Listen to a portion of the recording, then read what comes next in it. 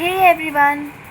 So today I will explain chapter 2 of 8th science book, NCERT science book, which is for class 8th and उसका chapter 2 जो कि है micro organisms friend and फो। तो पहले इस heading का मतलब जानेंगे। इसका मतलब है कि माइक्रो ऑर्गेनिज़म। तो पहले माइक्रो ऑर्गेनिज़म क्या होता है? माइक्रो यानी कि बहुत छोटे, ऑर्गेनिज़म यानी कि जीव जंतु। माइक्रो ऑर्गेनिज़म का एक साथ मतलब है बहुत छोटे जीव जंतु जिन्हें हम देख नहीं सकते हैं। और फ्रेंड का मतलब सब जानते हैं, दोस्त।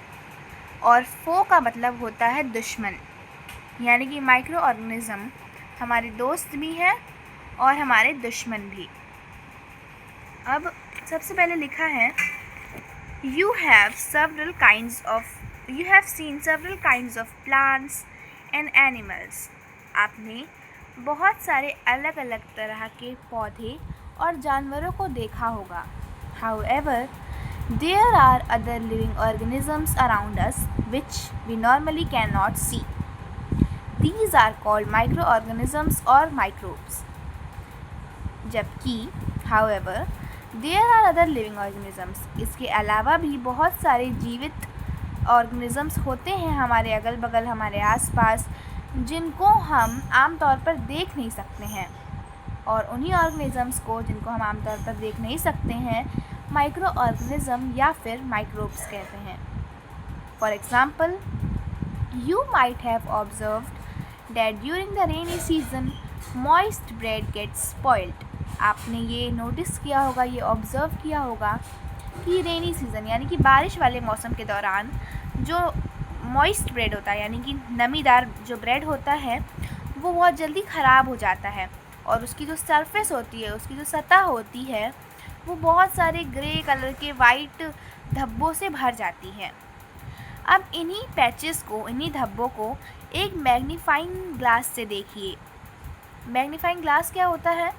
ये एक टाइप का ग्लास होता है जिससे हम चीज़ों को बड़े फॉर्म में देख सकते हैं। You will see tiny black rounded structures. आपको बहुत सारे छोटे छोटे काले गोल गोल स्ट्रक्चर्स दिखाई पड़ेंगे। स्ट्रक्चर्स यानी कि कलाकृतियाँ दिखाई पड़ेंगी। क्या आपको पता है कि ये कलाकृतियाँ क्या हैं और ये कहाँ से आती हैं? नहीं। तो अब हम इस चैप्टर में इन्हीं कलाकृतियाँ के बारे में जानेंगे, इन्हीं कलाकृतियों के बारे में जानेंगे कि ये कहाँ से आती हैं, ये क्या होती हैं। 2.1 माइक्रो ऑर्गेनिज़म्स। माइक्रो ऑर्गेनिज़म्स का मतलब होता है कि बहुत छोटे जीव जंतु। अब एक्टिविटी दी गई है, collect some moist soil from the field in a beaker. अब थोड़ी सी नमीदार मिट्टी को किसी भी खेत या फिर किसी भी ज़मीन से जहाँ पर उपजाऊ मिट्टी हो वहाँ से ले लीजिए किसी बीकर में। बीकर यानी कि किसी भी कंटेनर में, कोई ग्लास हो गया, कोई कटोरी, और उसमें थोड़ा सा पानी डाल दीजिए। जब जो सॉइल के पार्टिकल्स हैं, जो छोटे छोटे कंकड़ हैं और छोटे छोटे जो मिट्टी के ढोखे बन गए हैं, वो जब नीचे सेटल हो जाएं, नीचे बैठ जाएं, तो आप उसी में से एक ड्रॉप ऑफ वाटर को लीजिए, एक बूंद पानी को लीजिए और उस बीकर में से, और उसको माइक्रोस्कोप के अंदर देखिए। आपको क्या दिखेगा? अब है activity 2.2, take a few drops of water from a pond. अब पानी की कुछ बूंदों को किसी तालाब से लीजिए। Spread on a glass slide, एक ग्लास के टुकड़े पर उसे फैला दीजिए और अब इससे ऑब्ज़र्व करिए एक माइक्रोस्कोप से। Do you find tiny organisms moving around? क्या आपको छोटे छोटे जीव जंतु इधर उधर चलते हुए दिख रहे हैं? These observations show that water and soil are full of tiny organisms. ये ऑब्जर्वेशन हमें ये बताती है, ये दिखाती है कि जो पानी और मिट्टी है वो ऐसे ही छोटे छोटे जीव जंतुओं से भरी हुई है। Though not all of them fall into the category of microbes. जबकि ये सभी जीव जंतु माइक्रोब्स यानी कि माइक्रो ऑर्गेनिजम्स के कैटेगरी में नहीं आते हैं। अभी हमने यहाँ देखा कि माइक्रो ऑर्गेनिजम्स को हम माइक्रोब्स भी कह सकते हैं। तो ये क्यों नहीं आते हैं उनके कैटेगरी में, ये भी जानेंगे। क्योंकि जैसे मिट्टी में केचुए भी पाए जाते हैं, छोटी छोटी चींटियाँ भी पाई जाती हैं, दूसरे इंसेक्ट्स भी पाए जाते हैं जिनको हम बिना माइक्रोस्कोप के अपने नेकेड आई से भी देख सकते हैं, अपनी नंगी आँखों से भी देख सकते हैं। जबकि उसमें से कुछ क्या होते हैं, माइक्रो ऑर्गेनिजम्स होते हैं जिनको हम नंगी आँखों से नहीं देख सकते, यानी कि बिना माइक्रोस्कोप के नहीं देख सकते। These microorganisms or microbes are so small in size that they cannot be seen with the unaided eye। यहाँ पे वही चीज़ लिखी हुई है कि यही जो माइक्रो ऑर्गेनिज्म होते हैं या फिर माइक्रोब्स होते हैं, ये अपने आकार में इतने छोटे होते हैं कि हम इन्हें बिना किसी माइक्रोस्कोप के यानी कि अनएडेड आई से नहीं देख सकते हैं। इनमें से कुछ है जैसे कि जो फंगस, ब्रेड पर फंगस लग जाती है, वो उसको हम सिर्फ मैग्नीफाइंग ग्लास से ही देख सकते हैं। जो उसमें टाइनी ऑर्गेनिजम्स मूव कर रहे होते हैं उसको हम किसी माइक्रोस्कोप या मैग्नीफाइंग ग्लास से ही देख सकते हैं। Others can not be seen without the help of microscope.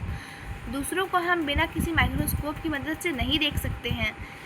That is why these are called micro organisms और माइक्रोब्स। अब हम इनको बिना माइक्रोस्कोप के नहीं देख सकते हैं, इसीलिए इनका नाम क्या पड़ गया, माइक्रो ऑर्गेनिज्म या फिर microbes. Micro organisms are classified into 4 major groups. अब जो माइक्रो ऑर्गेनिजम्स हैं उनको 4 मेजर ग्रुप्स में, 4 मेन ग्रुप्स में डिवाइड किया गया है। ये ग्रुप्स कौन कौन से हैं, फंजाई, बैक्टीरिया, प्रोटोजोआ और कुछ एल्गी। अब इनमें से कुछ बहुत ही आम माइक्रो ऑर्गेनिजम्स की फ़ोटो जो यहाँ पर फिगर 2.1 और फिगर 2.4 है उसमें दी गई है, तो वो भी देखेंगे। पहले ये पेज एक्सप्लेन हो जाए। Viruses are also microscopic but are different from other micro organisms. अब यहाँ पर क्या लिखा हुआ है कि वायरस भी होते हैं। आपने बहुत सारे लोगों ने वायरस का नाम सुना होगा, अभी हाल ही में कोरोना वायरस आया था, तो ये भी माइक्रोस्कोपिक ही होता है। माइक्रोस्कोपिक मतलब इनको भी हम बिना माइक्रोस्कोप के नेकेड आई से नहीं देख सकते हैं। लेकिन ये जो अभी तक हमने जिन माइक्रो ऑर्गेनिजम्स के नाम पढ़े, बैक्टीरिया, फंजाई, प्रोटोजोआ, एल्गी, इन सब से अलग होते हैं। ये जो होते हैं ये जबकि reproduce only inside the cells of the host organism. ये सिर्फ होस्ट ऑर्गेनिज्म यानी कि उस ऑर्गेनिज्म जिनकी बॉडी में ये रहते हैं उनके अंदर ही रिप्रोड्यूस कर सकते हैं, यानी अपनी संख्या बढ़ा सकते हैं। ये कहीं बाहर अगर वो किसी ऑर्गेनिज्म के सेल के अंदर नहीं है तो वहाँ वो ये रिप्रोड्यूस नहीं कर सकते हैं। और जिस होस्ट ऑर्गेनिज्म का मतलब जिस ऑर्गेनिज्म के अंदर ये रिप्रोड्यूस कर सकें, जिनके अंदर ये रहते हैं, तो उनमें से कोई बैक्टीरियम भी हो सकता है या फिर प्लांट हो सकता है, कोई पौधा हो सकता है या फिर कोई जानवर भी हो सकता है। अब इनमें से कुछ वायरस जो है फिगर 2.5 में दिखाए गए हैं, वो भी अभी देखेंगे। अब कॉमन एलिमेंट्स मतलब वो एलिमेंट्स अलग चीज़ है और डिजीज़ अलग चीज़ है। कैसे? एलिमेंट्स जो होते हैं जिन्हें हम एकदम ईज़िली घर के अपने देसी नुस्खों से या फिर कुछ आयुर्वेदिक चीज़ें होती हैं उनसे आसानी से ठीक कर सकते हैं, फिर वो कुछ दिनों में खुद ही ठीक हो जाते हैं। जैसे कि कोल्ड, सर्दी हमें हो जाती है तो वो किससे होती है, वायरस से होती है। और जैसे कि देखा होगा आपने कि अगर सर्दी किसी एक इंसान को है घर में तो ऑलमोस्ट सभी को सर्दी हो जाती है। तो वो इसलिए क्योंकि वायरस बहुत जल्दी अपनी संख्या बढ़ाते हैं किसी और ऑर्गेनिज्म की सेल के अंदर, इसी वजह से। फिर है इन्फ्लुएंज़ा यानी कि फ्लू, और बहुत सारे आम कफ, ये भी वायरस से ही होते हैं। इनका कॉजेटिव एजेंट है वायरस। कॉजेटिव एजेंट यानी कि जो इन्हें फैलाता है वो है वायरस, जिसके कारण ये फैलते हैं। अब कुछ सीरियस डिजीज़ेज़ यानी बीमारियाँ जिनसे लोग मर भी सकते हैं। एलिमेंट से लोग मरते नहीं हैं लेकिन बीमारियों से लोग मर जाते हैं, आमतौर पर नहीं लेकिन बहुत बार बीमारियों से लोग मर जाते हैं। अब कुछ सीरियस यानी गंभीर बीमारियां हैं जैसे कि पोलियो, जिसका अब तो इलाज इंडिया में ढूंढ भी लिया गया है और अब इंडिया से एकदम चला भी गया है। अब पोलियो के बहुत कम केसेस मिलते हैं इंडिया में। पहले का एक टाइम था जब पोलियो बहुत ज़्यादा फैल गया था इंडिया में। और चिकन पॉक्स, ये अभी भी हैं। ये सब भी किससे होते हैं, वायरस से ही होते हैं। अब डिजीज़ेस जैसे कि डायसेंट्री यानी कि बहुत बार आपको अगर टॉयलेट जाने की ज़रूरत पड़ी है, टॉयलेट जाने का मतलब अगर आपको जैसे यू कैन से कि बार बार दस्त लग रहे हैं, और मलेरिया सबको पता है मच्छर से होता है, और कौन सी मच्छर से होता है वो आगे चैप्टर में पढ़ेंगे भी, समझेंगे भी कैसे होता है। ये सब किससे होते हैं? प्रोटोजोआ से। और जबकि टाइफाइड, जिसमें हमें बहुत दिनों तक बुखार रहता है और वो बुखार शाम के टाइम ही चढ़ता है, तो ये सारी बीमारियाँ, और टीबी हो गया, ट्यूबरकुलोसिस, ये सब बैक्टीरियल डिजीज़ेज़ हैं। यानी कि ये सब को कौन कॉज करता है? किस उसकी वजह से होता है, माइक्रो ऑर्गेनिज्म की वजह से, बैक्टीरिया। अब आपने इनमें से कुछ के बारे में इनमें से कुछ माइक्रो ऑर्गेनिजम्स के बारे में आपने थोड़ा क्लास 6 और 7 में पढ़ा होगा। अब हम ब्रॉड में, डिटेल में ही इनके बारे में 8th क्लास में पढ़ेंगे। तो अब जो पीछे डायग्राम्स लिखे हुए थे वो डायग्राम्स ये रहे। सबसे पहले ये है बैक्टीरिया। ये उसकी जो है छोटी फ़ोटो है, मतलब ज़्यादा जूम नहीं किया गया माइक्रोस्कोप को, और यहीं पर उन बैक्टीरिया को जूम करके दिखाया गया है। तो ये दोनों क्या है? बैक्टीरिया हैं। उसके बाद ये है क्लेमाइडोमोनस। क्या है ये? क्लेमाइडोमोनस। और ये है स्पायरोगायरा। स्पायरोगायरा हमने 7th में पढ़ रखा है कि ये जो होता है, ये अपने आप को, जैसे अगर ये 2 पार्ट्स में बढ़ गया है तो वो दोनों अपने आप को रिप्रोड्यूस करेंगे और ज़्यादा स्पायरोगायरा बनाएंगे। ये कभी भी नष्ट नहीं होते हैं।